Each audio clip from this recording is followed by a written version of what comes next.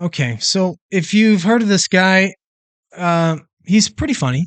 He's he's been a comedian for a while, uh, but I guess I should say his name, Isaac Butterfield.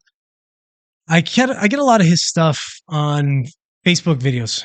That's going through. So I've been catching this guy's stuff for probably about a year now, and he got in trouble. He got in a little bit of hot water about I think we're about 6 months or so ago, where he made a couple offensive jokes. And he's an Australian comedian, right? So they you can't talk about the Aboriginal people over there without getting a bit of flack. Probably the same here in Canada, where if you were to talk about the native Aboriginals here, you got to be careful what you say. Jokes can't just be jokes anymore. Uh, jokes are supposed to be a little crude. But anyways, he made a couple offensive jokes that people lashed out at him, and then he had some backlash. I guess the government went after him a little bit, and so now he's become very political now. I think before he used to just make jokes about nonsense of things. Now it's kind of he got attacked so much now that he feels like he's going to make it a little bit personal. So I'm going to read this article a little bit. It'll give you a little bit of context on what he was actually in trouble for. So it says comedian lashed out for intentionally offensive routine on Aboriginal people. So the Australian community was also called out in 2019 when he faced a severe backlash for joking about the victims of the Christchurch massacre. Okay. Well, anytime massacre is behind something, tread carefully. You got to be careful when you make jokes about stuff like that. I don't know what that joke was about, but here we go. So, a range of First Nations social media users have called out Australian comedian over jokes that they say are racist.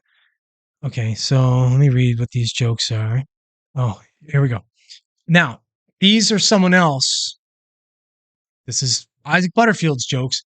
Just reading them. This is not my joke. This is not what I believe. So don't shit on me for this. But here we go. So first was he said Aboriginal pornography was the National Geographic that no one would have seen a transgender Aboriginal because the ladies already look like blokes. Yeah, yeah. It's whatever. It's kind of yeah. It's not funny enough, I think, to like maybe if you got the crowd on a laugh roll, that might be funny enough to get a good laugh out of. But standalone, it's meh. Here's another one. It's so easy to write Aboriginal jokes. They write themselves. The most Aboriginal word in the world, corroboree, I should say, has the word robbery in it. He said. So okay.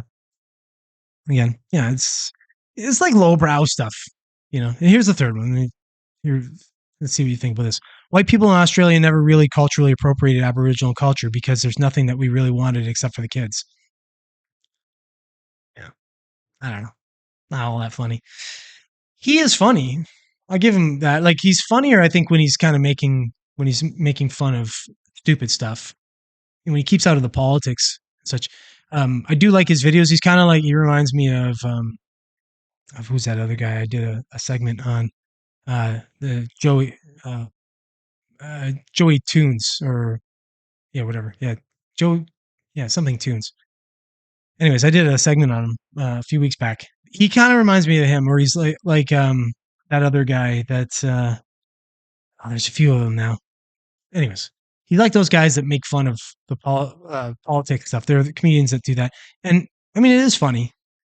So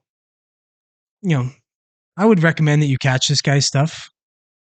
Especially some of his older stuff was funnier. I find that some of his newer stuff now is a little bit too political preachy. But anyways, check him out. He's pretty funny.